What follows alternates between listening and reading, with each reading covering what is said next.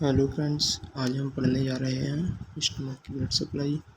Stomach के external feature हमने part 1 में देखे थे। आज पार्ट 2 में हम पढ़ेंगे ब्लड सप्लाई। सबसे पहले स्टमक का एक डायग्राम बनाएंगे। जैसे जैसे हम ब्लड सप्लाई बताऊंगा वैसे वैसे आप याद करना इजी होगा और उसका बनाने का तरीका याद रखना, जिससे आपको आसानी होगी याद करने में।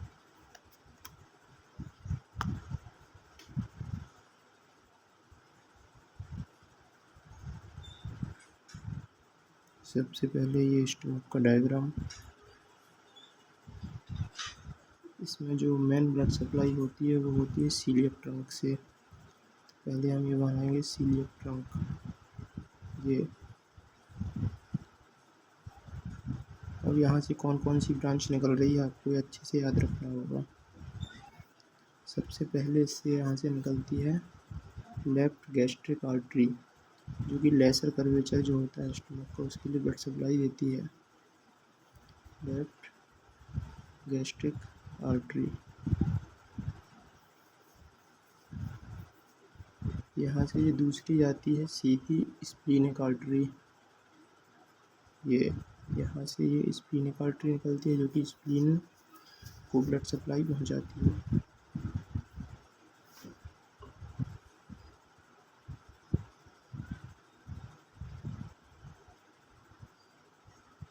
यहाँ से दूसरी साइड से निकलती है कॉमन हेपेटिक आर्टरी, जो कि लीवर के लिए होती है।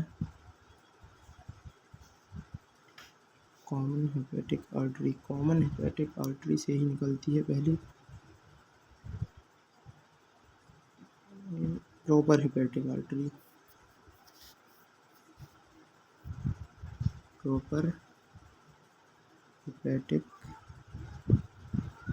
आर्टरी।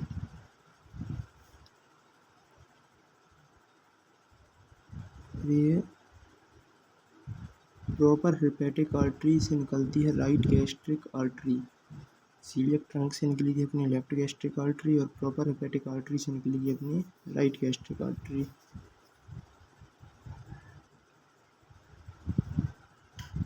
फिर कॉमन हेपेटिक आर्टरी से अपनी निकलेगी गैस्ट्रोड्यूडेनल आर्टरी।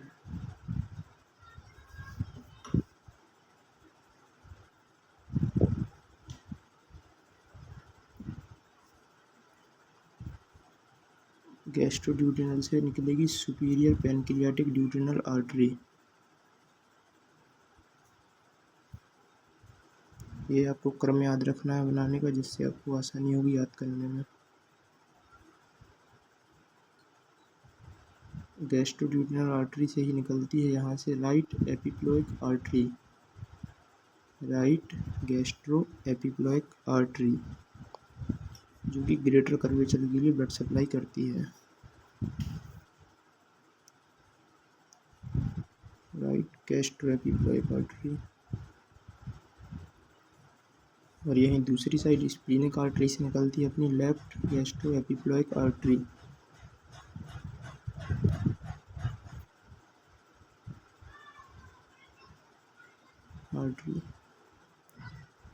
यहाँ आप देखेंगे कि स्टमक के बीच में छोटी छोटी सी उसकी ब्रांचेस निकली रहती हैं, जिसे कहते हैं शॉर्ट गैस्ट्रिक आर्टरी, जो कि स्टमक की बॉडी के लिए ब्लड सप्लाई देती है। अब आपको इसको लिखना कैसे है, तो पहले आप लिखेंगे लेसर कर्वेचर के लिए। First lesser curvature.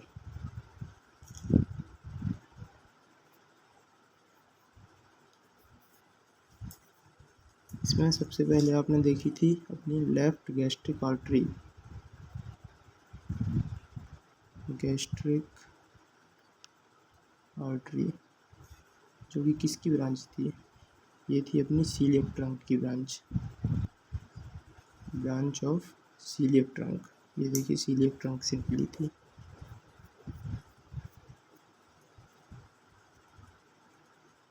इसके बाद लेसर कर्वेचर में अपन ने देखी थी राइट गैस्ट्रिक आर्टरी।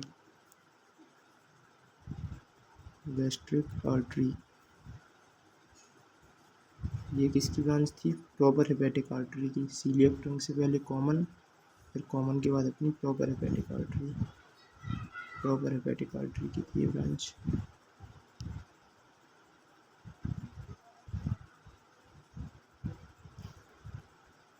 आर्टरी।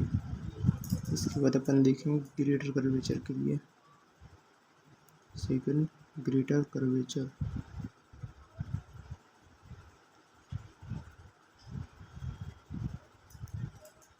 तो सबसे पहले ग्रेटर कर्वेचर में अपन ने देखी थी स्प्लीनिक आर्टरी।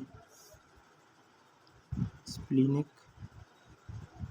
आर्टरी जो किसकी ब्रांच थी, ये भी सीलिएक ट्रंक की ही ब्रांच थी, ब्रांच ऑफ सीलिएक ट्रंक।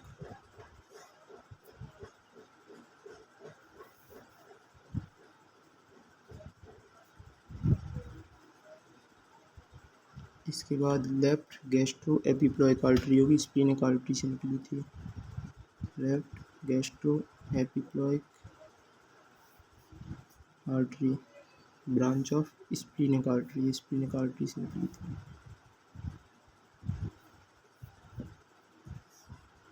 इसके बाद राइट गैस्ट्रो एपिप्लॉइक आर्टरी जो कि नीचे से आपने यहाँ पे देखी थी, गैस्ट्रोड्यूटेनल आर्टरी से निकली हुई थी, ब्रांच ऑफ गैस्ट्रोड्यूटेनल आर्टरी। अब हम देखेंगे फंडस के लिए ब्लड सप्लाई। फंडस के लिए आपने देखा था कि स्प्लीनिक आर्टरी में से निकली थी short gastric artery, short gastric artery branch of splenic artery की थी बीच वाली ब्रांच है सारी, स्प्लीनिक आर्टरी। हाँ तो फ्रेंड्स, आपकी स्टमक की ब्लड सप्लाई पूरी हुई, जो कि पार्ट 2 है। पार्ट 1 में एक्सटर्नल फीचर्स देखे थे और ये ब्लड सप्लाई। Thank you.